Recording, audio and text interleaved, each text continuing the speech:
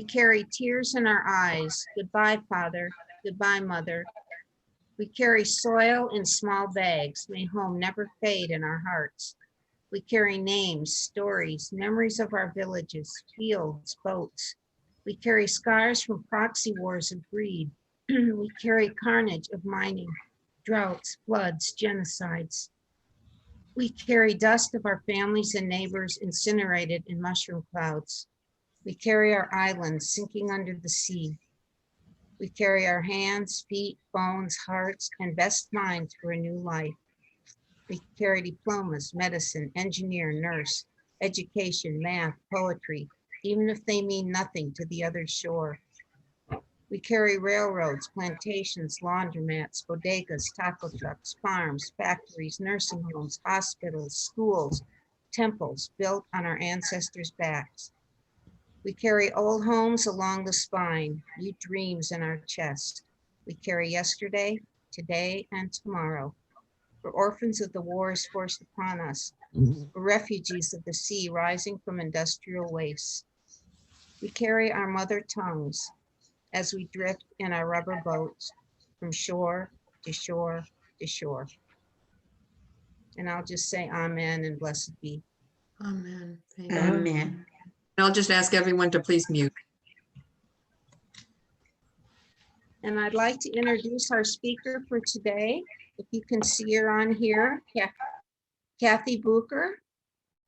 And I've known Kathy from Coloradans for Immigrant Rights. I feel very disconnected from the groups this past year because I haven't been out and about. I've just been doing things, doing little squares and getting money from Loretto to send to people. So, but Kathy's been right there in the action. She just returned from the Texas borderland, and this morning she's going to share her experiences. It was Matamoros in Brownsville, I believe. And she's an educator, social justice activist, and a writer. She lives here in Denver. Her activism focuses on feminist questions in the US and Central America, immigration, education of immigrant students, and she has worked in solidarity with Salvadorian feminists for more than 20 years.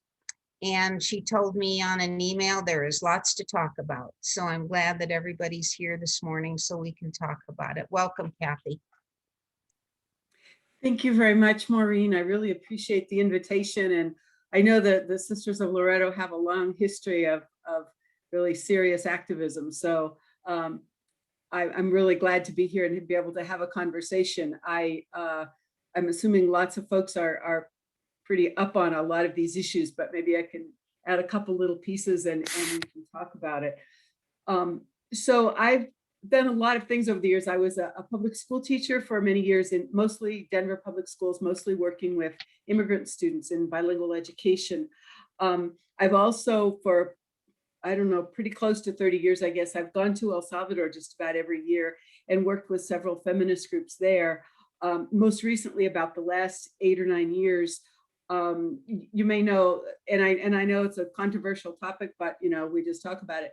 It's abortion is 100% illegal in El Salvador under all circumstances, which means that even if a woman's life is in danger, or the pregnancy was a result of rape or incest, or if the fetus is unviable, there is still no provision. And most of the time, women who have, oftentimes women who have obstetric emergencies and have spontaneous abortions or have miscarriages, stillbirths, under many circumstances, especially poor rural women who are the most vulnerable, are then accused of aggravated homicide, convicted of aggravated homicide, which is a 30 to 50-year prison term in El Salvador. So one of the groups that I work with, the Agrupación Ciudadana, is the citizen group for the decriminalization of abortion. And there had been a law earlier back in the 90s where there were some exceptions to the absolute ban on abortion in those circumstances that I mentioned. And they want to be able to get back to that. But there also, over the last few years, been several dozen women who've been in prison with these 30 to 50-year prison sentences. And it's real clear when you look carefully at their cases that they were cases of of obstetric emergencies, women who had precipitous births and things like that. But because they're poor and rural, had poor or no legal representation, and just the incredible stereotypes judges say to women in court who were hemorrhaging to death and unconscious, saying, but you should have done something to save the baby, so it's your fault. So that's part of what we've been working on for many years, as well as a lot of the other issues around violence against women, around economic justice, and all of those things that link very directly to immigration. And that organization and another organization, the Feminist Collective in El Salvador, that I've also worked with for many years, are really starting to take on the issue of immigration. And so I've been working with folks a lot on that too. And we did a pretty big research project over the last couple of years looking at that. And one of the things that became really clear was that one of the impacts of immigration is that it just tears at the fabric of the organizations that women most depend on when they're trying to figure out things like this, like how do you deal with immigration? What do you do if your kids are saying, I'm going to leave, I'm going to go north? And, you know, as a parent, how do you deal with that? And so, but what has happened then is the organizations that have kind of been the sounding board and the support and the way to take action are being debilitated because sometimes the leaders leave, or because people are, you know, the women are really concerned over what's going on with their family, or somebody left and they have to work more to maintain the family. So all these issues work together. So that's part of what's really, really draws me to all this, is how all this works together. Then over the years, I've also had the opportunity to spend a lot of time at the US-Mexico border. Many years back in the early 2000s, I guess, I was able to take 4 groups of teachers in different years to the border to learn more about immigration, about where our students here in Denver, where they'd come from. We went, you know, like around Juarez and El Paso, and then over around Nogales. And one time we went all the way to Zacatecas, because that's where a lot of our students in Denver were from at that time. And so I learned a lot about the border. I started learning about all these people coming on trains, and I didn't really get it. And I started asking around and found out about all the Central Americans traveling on trains. And so I went to some of the towns where I'd heard this was going on and met a lot of really interesting people, and started going to a lot of the migrant shelters to learn more about what was going on there. So I've done that over the years. This last year, I've been here in Denver, like everybody else, pretty much staying home. And until the very beginning of March, I'd had both vaccinations, and I was able to go to the border for a week. And it turned out to be a very special week to be there. And I've got some pictures I'll show you about that. So I think what I'm going to do, if it's okay with everybody, I'm going to share my screen and then talk a little bit about what was going on at the border there and some of those issues. Are there any questions up to this point or anything? Then we can do questions at the end too. Okay, I'll share my screen here.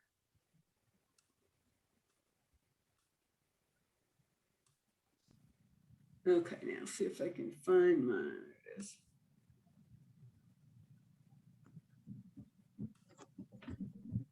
There we go. Okay, there we are. Okay, so just to show you where we are, whoops, didn't mean to do that. So this is where the place where I'm talking about, in Matamoros, and on the US side is Brownsville. Oops, sorry. And here's Matamoros and Brownsville. Move this out of the way if I can. Okay. Okay, so as I'm sure you're well aware, people have been not able to cross the border for a long time easily in any way, and particularly people seeking asylum. And under the migrant protection protocols put in place by the previous administration, people have been living on the Mexican side of the border. They've been refused entrance to the United States in order to apply for asylum, which is a national and international right that people have, and it's been violated by our government. So, and one of the major encampments was in Matamoros. and it's been there since 2018. So, and I've been there about 5 or 6 times over the years. So finally, under the Biden administration, they stopped applying MPP, the Migrant Protection Protocol, or the Remain in Mexico program, as it's kind of popularly known. And there was finally a procedure in place for people to be able to cross the border into the US, to go to where their families live or whoever is going to be their sponsor, and from the US continue their process, or begin their process in some cases, of applying for asylum in the United States. So it was just by a happy set of coincidences, the week I was able to go was the week that about 750 people who were living in the camp at that time were being allowed to cross. There were about another 2,500 people who had been in the camp at some point and who had dispersed to different places over the last, pretty much over the last year or so.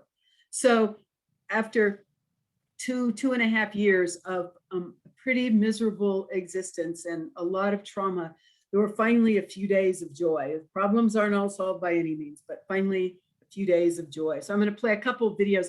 These are the folks. What happened was people were processed on the Mexico side. There were lists of, who's going to leave which day. These videos are from the second day that people were leaving, which was the 26th of February. So they're processed on the Matamoros side, and then they're on a bus. It's like a 5-minute bus ride across. And this is the Brownsville Bus Station. So the people who are here waiting to receive them are a lot of the members of an organization called Team Brownsville, which is a group of mostly started as mostly retired educators in Brownsville, who back in 2018, along with a lot of other people, started realizing that there were families sleeping on the bridge waiting to cross. And they started taking food and protection from the sun and all kinds of things. And so they've worked really closely with all these folks for 2.5 years and really helped them keep going in the camp. And then there are some of the medical people here. There's some of the other migrants who crossed the day before. So these are pretty happy videos.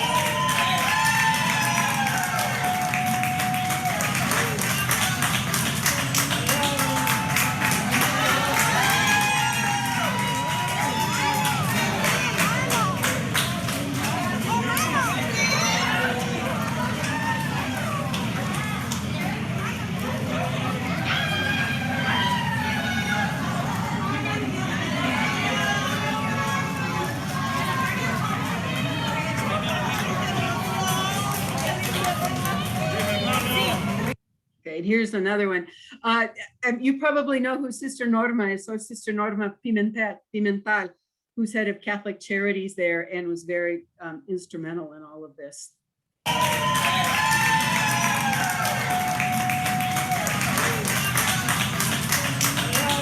Oops.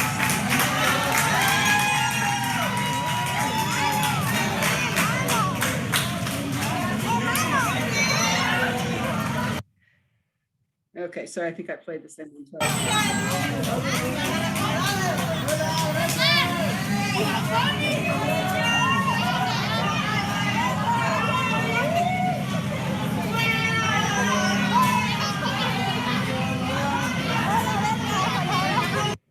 Okay, so these are some of the scenes of joy from that day, people meeting up.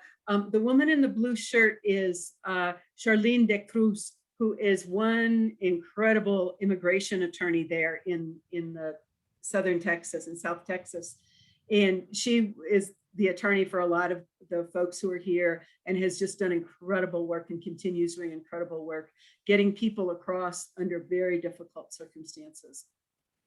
And here's this child. It's a group of folks from Chiapas, Mexico. The majority of people are from Central America, but there are Mexicans who are in the camp who are seeking asylum also. And then in addition to all of this, then they have to get a lot of paperwork. They have to get documents that allow them to travel. So these are lawyers and legal assistants who are right there at the bus station helping take care of all of that. And then this is some of the work of Team Brownsville. I mean, Team Brownsville has done so many incredible things over the last couple of years. But right now at the bus station, they're helping people prepare for their trips, wherever some of them are taking 2 or 3 day bus trips to Maryland or to Florida or to California or wherever.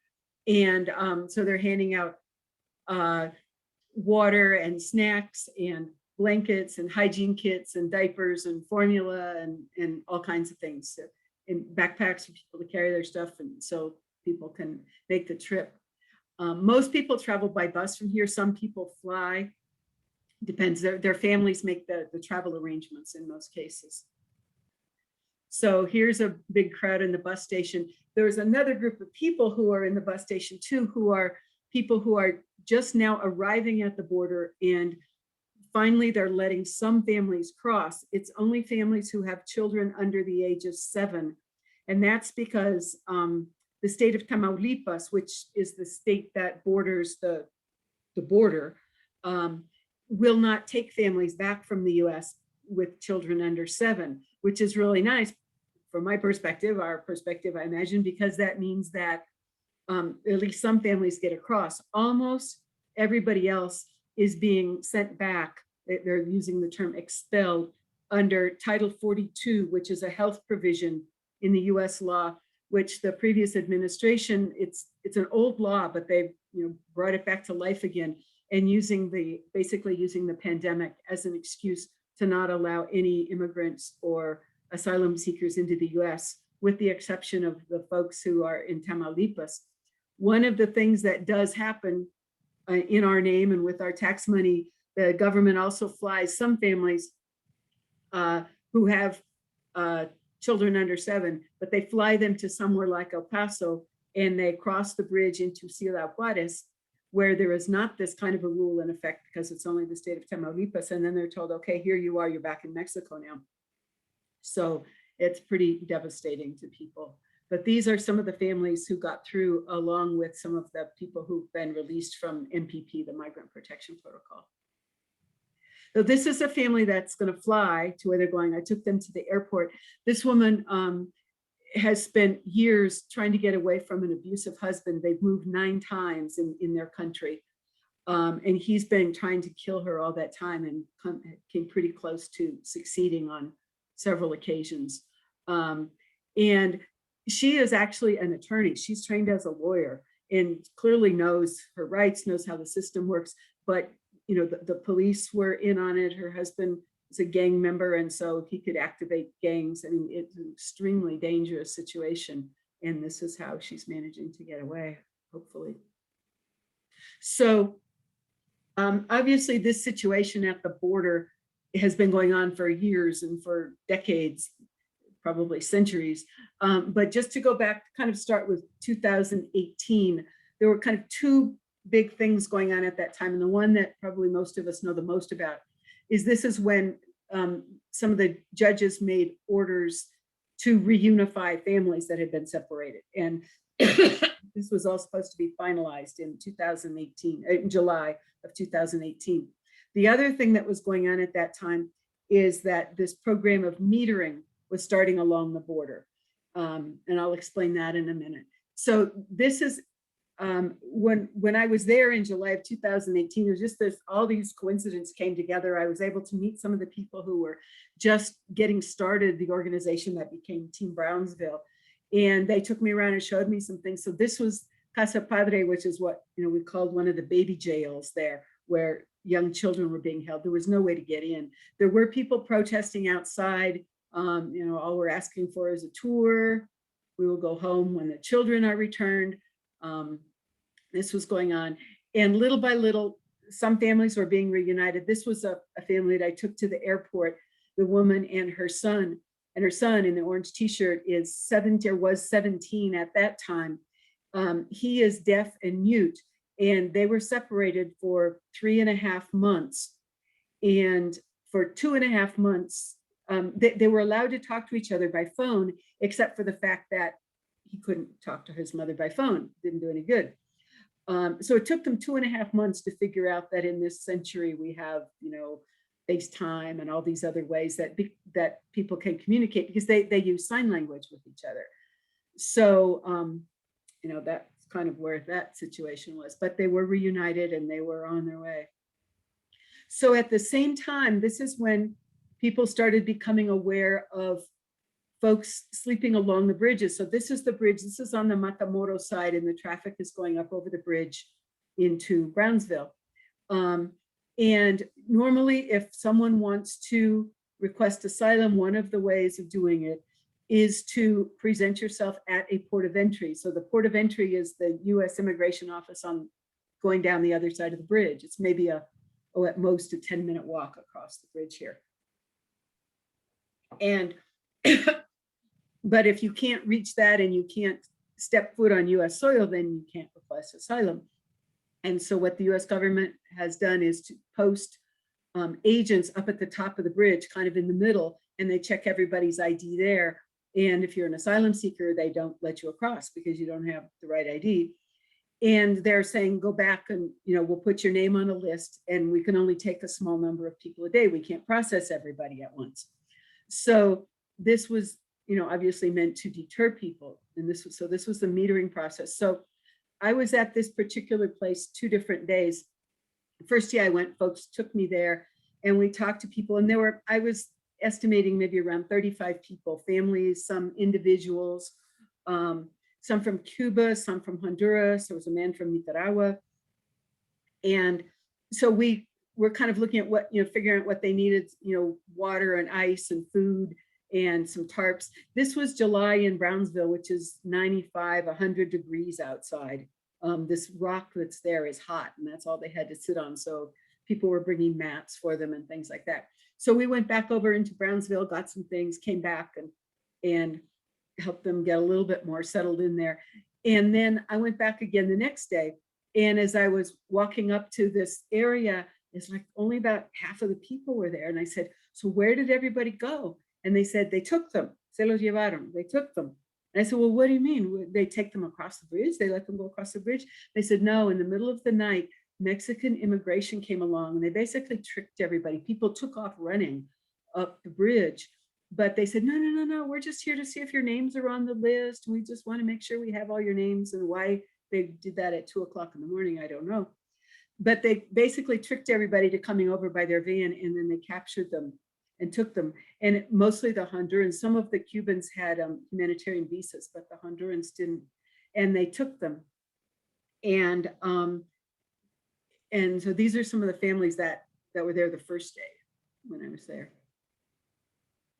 So, so that second day that I was there, I wanted to talk to some of the people. And so this family was up on the bridge. They had originally been picked up by Mexican immigration, but they did have a humanitarian visa. And when immigration finally took the time to look at their paperwork, they realized they did, and they let them go. And so they think that they were next on the list to cross. So they were sitting up on the bridge because they didn't want to miss their opportunity to cross. They have a child too, who's not in this picture. So I interviewed them about the story, and eventually I gave that information to the ACLU because they were trying to mount a case over this is a pattern of what was going on, and also to a guy from Mother Jones Journal magazine who was writing a story about this. So get some of that information out. So from this, people actually moved over to a different bridge, the Gateway Bridge, but this was how the encampment started. And Team Brownsville was bringing tents and mats and sleeping bags and water and food and hygiene supplies, and because people had basically nothing. It started out small, maybe 40, 50 people, and it kept growing to where when the pandemic started, there were somewhere between 2,500 and 3,000 people in the camp. Nobody really knew for sure. So Team Brownsville brought meals for a long, long time. By the time the pandemic started, World Central Kitchen, which is the international group with Chef Andre, was there in Brownsville and preparing dinner every night. And then Team Brownsville made arrangements with a restaurant on the Mexico side, brought breakfast in the morning, and then there were some provisions for lunch. Meals were served there. And it was kind of, a nice social time for people to come together, although it was not, there wasn't a particularly dignified place to, sit down and eat a meal. So this is some of the encampment growing over time. There were people in line for meals. quite a crowd. At the beginning, there were no sanitation facilities, and it was just people were camped by the river. And you can see this is just one little piece of the encampment, and it goes way back in there. And this is the river, the Rio Bravo on the Mexico side, the Rio Grande on the US side. And it looks kind of tranquil, but it's actually in some places very deep and has a very strong current. It's dangerous to try to cross. People are always trying to cross, to swim across, or to get a rope and get across or something. And there were drownings, and there have been in the past. There were during the time of the encampment, and will probably continue to be. So here's hand washing station, latrines, places to plug in all the electrical devices, all kinds of washing stations. This is global response management. It's a medical team that was there and provided some basic but really good medical care. So during the metering time, what was going on, there were these lists, the famous lists, and it was never very clear how the system actually worked, who was really in charge. Was it US immigration? Was it Mexican immigration? And it was among the migrants that they kind of kept track of things. But what would generally happen is every morning somebody from US immigration will come across and talk to the people in Mexican immigration. And all of these folks were divided into categories like families of 2, families of 3, families of 4, single men, single women. And they would come across and say, okay, today we can take 2 families of 3 and 2 single men, or whatever they said. It seemed pretty arbitrary. And that's who would get to cross that. Whoever was at the top of the list in that category is who would get to cross that day. So it was very stressful, very tense about what was going on. So here are people's names and their nationality. And there was also a lot of corruption, a lot of sexual abuse involved in this process. With money, you could buy your way to the top of the list. And the other way would be to take up some of the officials on their offers to women to go up to the top floor of the immigration building, spend some time with them up there, and then magically you or your family just might end up at the top of the list. And everybody knew these things were going on. So at different times, different people took charge of the list. This is one woman who was taking charge of the list for a time, and should keep track of, who's been sent over, who hasn't, has somebody left the encampment, different kinds of things. So that was July of 2018. So about July of 2019. And I think in Tijuana, I think this program started in January of 2019. The United States started doing this. And then they started in Brownsville in July. So what this was, the Migrant Protection Protocol. So after you've waited 2, 3, 4 months in the encampment, waiting for your name to get to the top of the list, to finally get sent across. And even after they were sent across, then they were put in detention in the hilera, in the ice box, for somewhere between maybe 3 and 8 or 9 days. And finally getting to leave and go to their sponsors or their family. People were going across, doing some basic processing, then they turn around and sent them back. And the first couple of times it happened, excuse me, people were just completely in shock. They were just devastated. They, after all this joy at finally getting across, then here they are again. And what they have is a piece of paper that gives a court date in a few months, where they're going to go to these tent courts that have been set up on the US side. They were also at some points along the way giving out pieces of paper that listed the names of the very few shelters that there are in Matamoros, and giving the name and address and saying, here, you can go here and they'll give you a place to live and food while you're waiting. And so people would go to these shelters, and the shelters that could hold 30 people, 50 people were already at 3 times their capacity. And they said, we didn't know they were sending people here. Nobody told them that all these folks were getting sent there, and they had no way to care for them. And when the folks left the camp, for the most part, they gave away their tent, their mats, their sleeping bags. They weren't going to need them anymore. So they were returning with nothing and starting over again. And Team Brownsville was, helping people out and everything, but it was a really, really bad situation. So people were in the camp. This is Jody Goodwin, who's one of many lawyers, along with Charlene and a lot of other people who were there, did a lot of pro bono cases and also pro se, which is people representing themselves, because there's no way that there were enough attorneys to individually represent people in the tent court, which is kind of a kangaroo court. And so she was helping people fill out their paperwork. She was giving them lots of information. She would make all these videos that she would post on WhatsApp, so that people can follow along and see what it is they need to do and get accurate information, and try to keep people from getting, too desperate and, trying to swim across the river or something like that. So there's a small number of some fabulous attorneys there. She was giving out information like this in English and in Spanish, helping people fill out the paperwork. At this time, Mexico was also activating their National Guard, and so they were hanging around the camp. So here's this young man kind of sitting by the edge on the Mexico side, just looking across. Right across there is the US.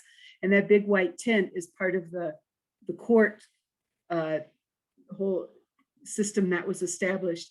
And the judge is on a big TV screen. I was able to go observe one time. There was one period of time where they were letting people observe. I think that was February of 2020, which was the last time I was there until this year. And the big screen, the judge is on the screen. The judge is a very nice, pleasant person, but it's really hard to make any connection with all the people. And so there's a whole group of people there for their first hearing, and they're just kind of giving out instructions and things like that. And to show up for a court appointment, court is either at 8:30 in the morning or 12:30. There are two different times. And for the 8:30 session, people have to line up at the bridge at 4:30 in the morning. So that means walking quite a ways through the encampment in the dark, which is really dangerous. And they have to have all their kids with them. And then they do all these inspections at the border, and they see if their name is actually on the list. And half the time they'll say, well, no, your name isn't on here. And they say, but I just talked to my lawyer on the phone a few minutes ago. They're expecting me over there. And sometimes people just lied and would say, no, your name's not on the list, to try to discourage people to leave. Or there would be health inspections. And if somebody has even a little bit of sniffles, which everybody had all the time, they say, no, you're sick, you can't come into the US side. So it was really, really difficult situation. So this was the Kangaroo Court. This was what was supposed to be justice. A tiny number of people actually got asylum through this process, and many, many more still have cases pending.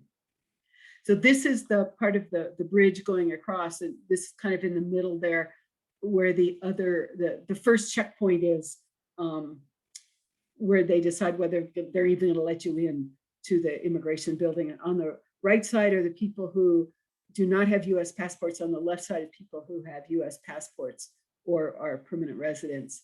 And I sometimes called this the white people's line, because that was mostly who it was, but not entirely. So that's not entirely an accurate statement, but it's definitely the people who have citizenship privilege. So, and the line on the left moves much faster. It might be a 15, 20-minute wait. And on the other side, it could be 3 or 4 hours. So the people with the red bags here are people who are getting deported. They're walking back in to the Mexico side. They've been deported. So here's the camp as it was growing.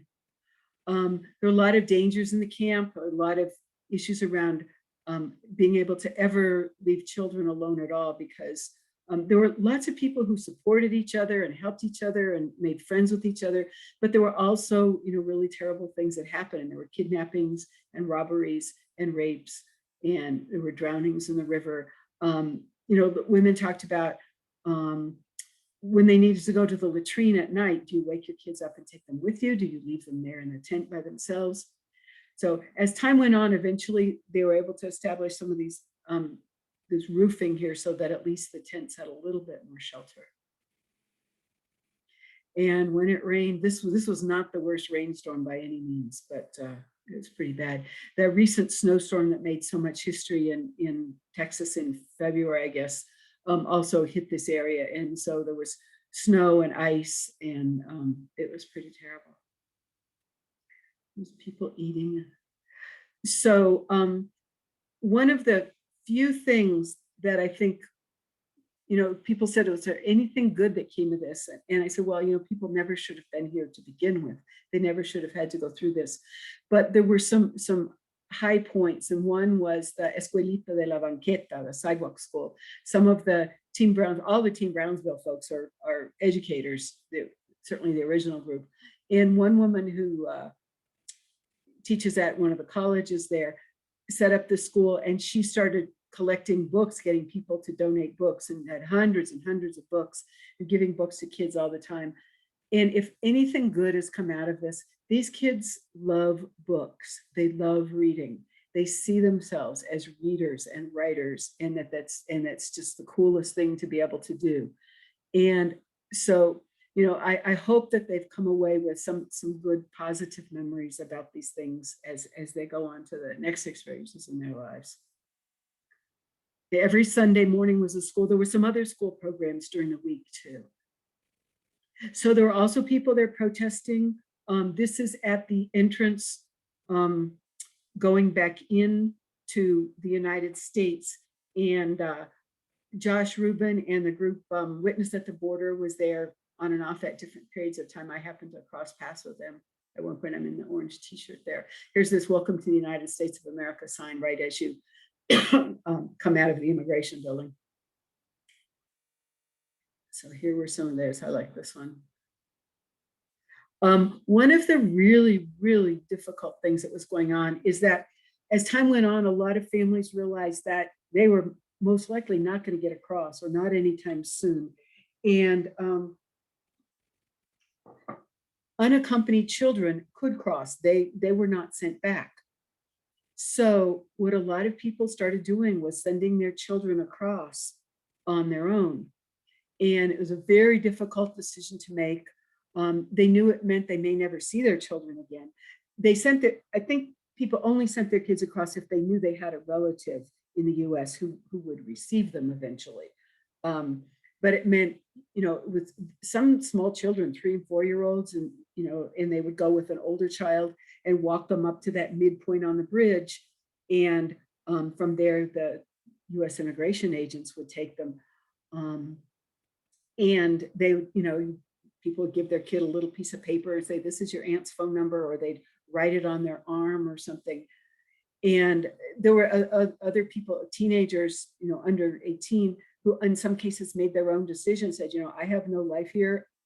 It's dangerous for young men. The gangs who circulate around there, Matamoros is one of the most dangerous places because it's a contested territory, the gangs. And so there, always things going on. So they're trying to, forcibly recruit young men. They're harassing and kidnapping and raping young women. And it was not a good place for teenagers to be. And some people made their own decisions that they were going to cross. And I talked to parents who said, "Yeah, my heart is broken, but I understand why he did it." So this was a sign that somebody put up basically saying, don't let anybody talk you into making a decision you don't want to make. This is a difficult decision, whether or not to send your child across. And here's a place to call if you want some advice or some help. And I don't know who these people are or what advice they were giving, but it was interesting that this was just a very public issue. So some people then started eventually kind of building their own little stoves and kitchens and cooking on their own. And eventually Team Brownsville was helping provide not as much meals, but the cooking supplies, especially once the pandemic started, because the meals were not being taken over in large quantities. And people beautified their areas. So end of February this year is when they started winding down the camp. This is what the camp looked like right up at the end. And I just crossed over one day into Mexico just to see the camp once more. And there were still a few people living here at this point, but by about the March 7th, I think was the last day that anybody was living there. And this is the bridge to cross into the US. And so this area over here, this plaza, was the original encampment. And one of the things that's going on now, there are people gathering there again. And one of the questions is what's going to happen to them? So, and I also want to acknowledge there are a lot of other organizations. Team Brownsville is one of the main ones and the one I know best. Also Angry Tias y Abuelas, the Matamoros Resource Center, medical teams, churches on both sides who were involved.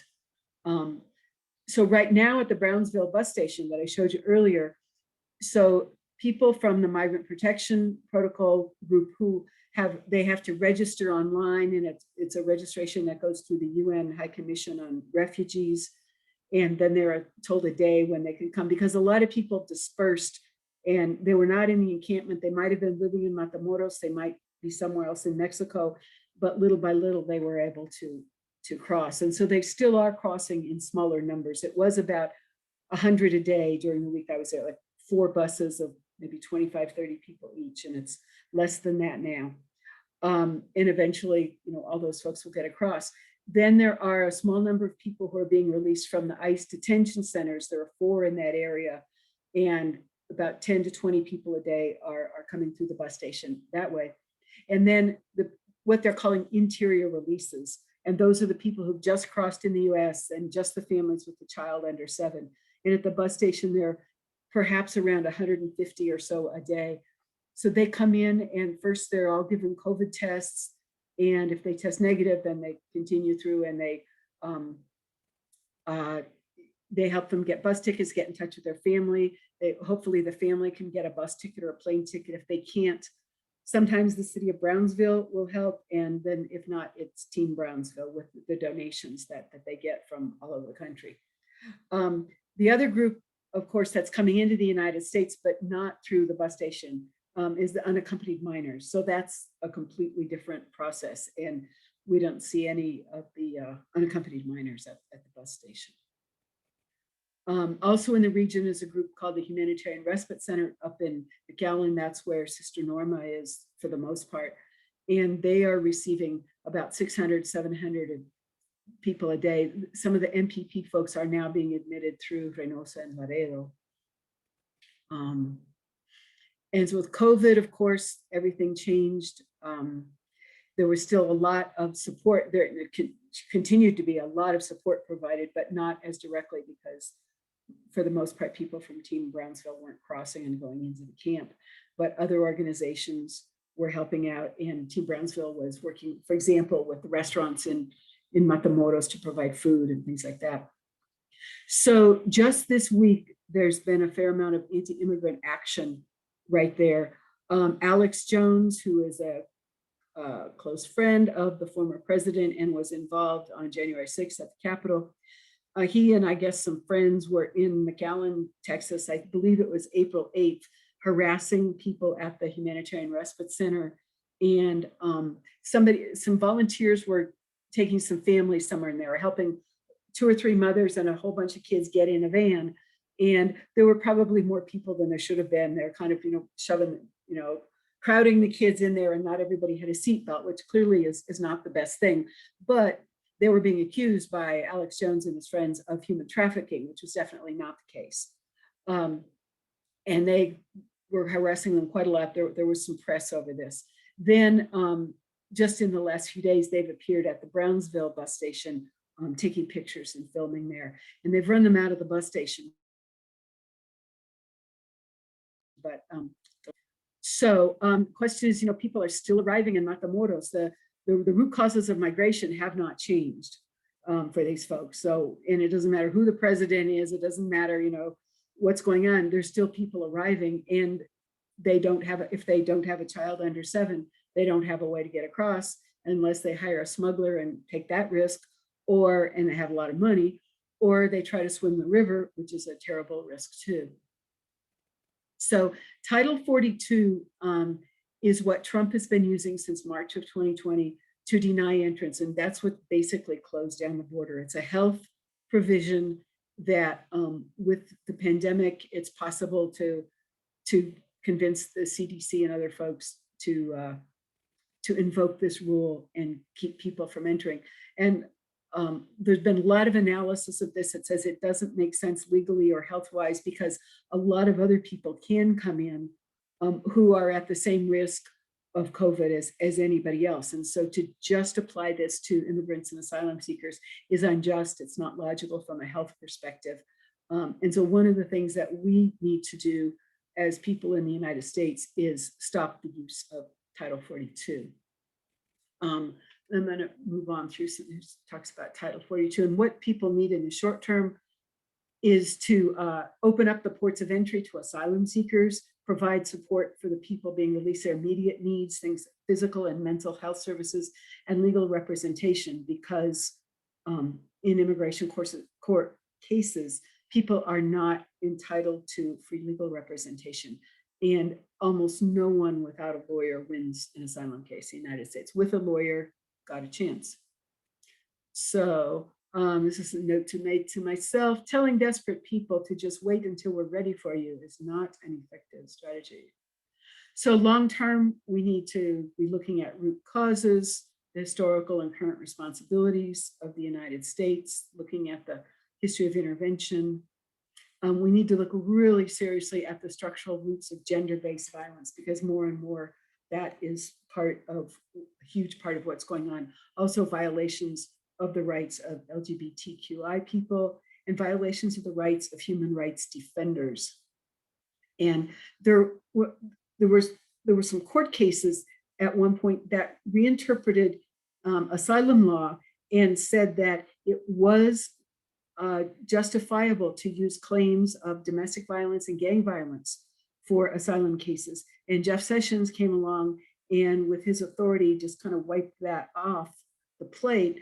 But it's in the courts and it still needs to be resolved. There are people who say, well, it's kind of back again. Well, it's not back again. So it's not clear, and it needs to be clear, and it needs to be in favor of those fleeing this sort of violence.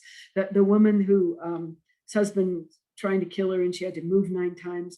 It's her case. I mean, I'm not a lawyer, but I'm guessing her case will depend on domestic violence and gang violence. And she wouldn't have that if this doesn't get cleared up then. The other big piece that's kind of the elephant in the room that we don't talk about in the US as much, although it's being talked about other places, is the whole issue of climate migration. The hurricanes that came through recently, there's a whole area of Central America that's a dry corridor and all needs attention. So here we are. So I'm very curious to hear what your questions are, your thoughts, your comments, agreements, disagreements. I just wanted to say that I put information about Title 42 in the chat, and we can also email that out to folks as well. Mhm. And then if they want, and I didn't put that on here, I should, people can contribute. What is the place to contribute to Team Brownsville? Just www. It's teambrownsville.org, and you'll get to their webpage, and they've got a donate section. It's teambrownsville.org. I think the questions last night, and I think somebody else is trying to speak, was if people are getting immunizations for COVID. No, they are getting tested, but they are not getting immunizations. And I don't know if that's the state of Texas that would have to figure that out. The state of Texas is not too excited about supporting asylum seekers at the border, as you can imagine, given who's running the state. But no, I don't know if people end up, once they're in the US and then they can move around freely. If they're in Texas, then they go to an immunization center and they meet whatever the criteria are at that point in time, then I imagine they could, or if they go to another state. But there is no program for immunization as part of this process. Testing, but not immunization. Kathy, Yes. I just want to say I'm in 5 minutes from the Tijuana border. Uh-huh. Okay, many of the things you said are exactly what's happening here. They're flying people from Brownsville, telling them they're going to a San Diego shelter, and they have given away everything, right? Yep. To leave it there, and then they get here and are put in vans and dumped in Tijuana. Mhm. And one other thing, and then I'm going to let others ask.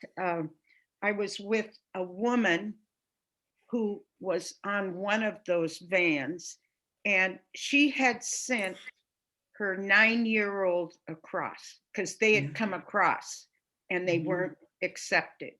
Mhm. You know, they were taken right back because he was 9 years old, and Mhm. sending a little 9-year-old with the number of his aunt on the inside of his shirt. I mean, Mhm. Yeah. but he's now in South Carolina and Mhm. she's waiting in TJ, you know? So anyway, Yeah, that's the story of way, way, way too many people. right.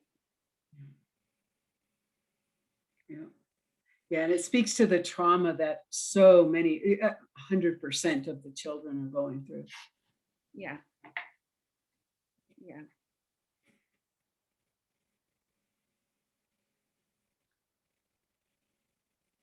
Any other questions for Kathy or comments?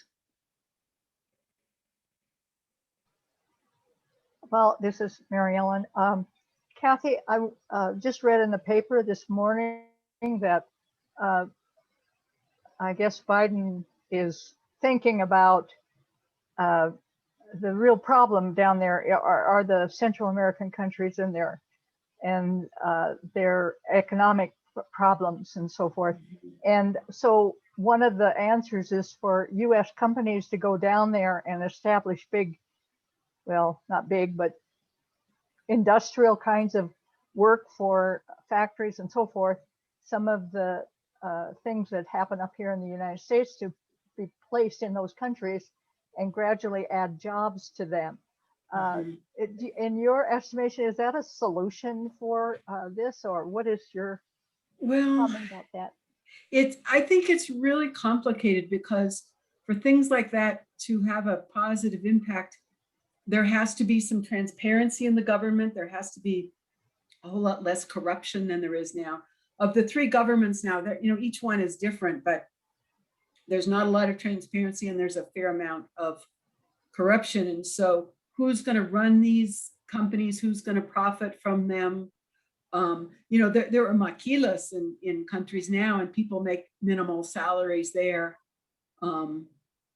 So it takes more than that. It takes really building back the institutions or building institutions. The US is responsible, as you all well know, responsible for so much of the destruction of anything vaguely looking like democratic institutions in all these countries. And that part of it has to happen too. There has to be a lid on the violence, because companies or anything like that then can be taken over and controlled by cartels and gangs. So it's kind of a step in the right kind of thinking, but it's a really, really complicated situation. And it's probably not the time to do that but how in the world do we even begin to, or they Yeah.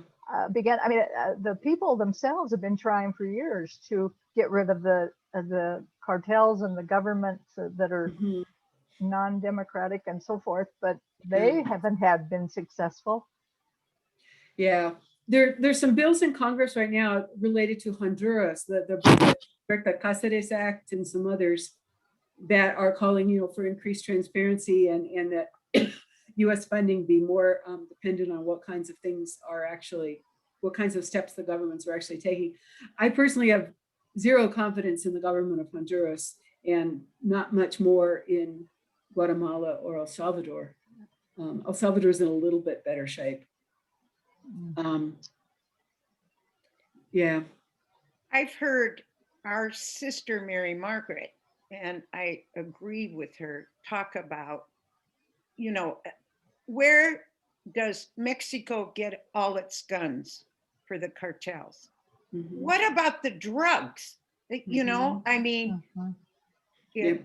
it falls back on us. And like Mhm. Kathy said, in what our government does in our name, Mhm. you know, and somehow, you know, I don't have the answers either, but I know the maquiladores in Nogales. I mean, I was in Nogales before the maquiladores, and it was beautiful. There was water. People could have water. Now there are 129 of these factories in Nogales.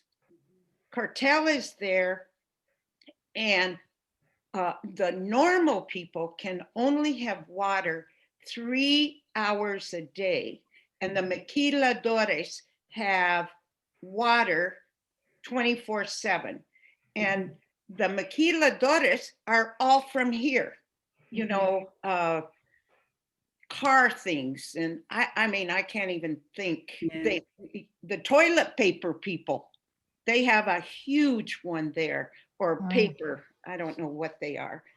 But, and now Nogales is like a desert, the city, you know, because it's not green anymore.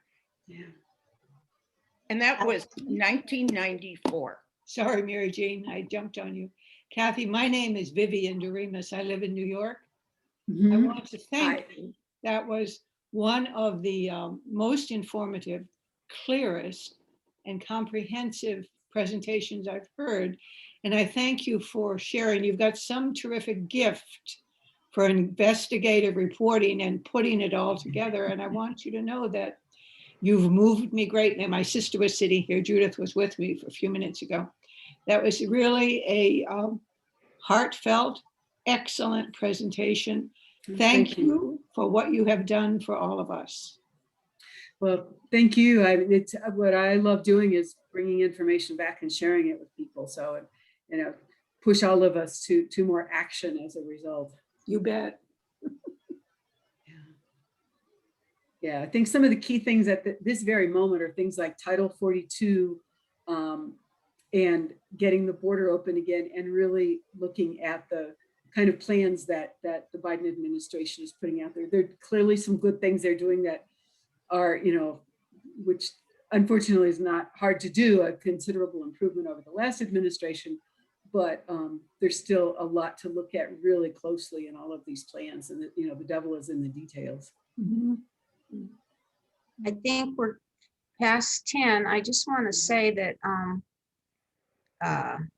Loretto, in their the community groups, we talked about racism, climate, and migration, and it's quite a process of Loretto that's sifting through all of that. So look at the information on the community website. And I think that there's a Zoom right now going on about the Loretto volunteers, if people are interested in that. And I didn't know before we close if anybody had any more comments. It's nice to see Kitty from Nicaragua.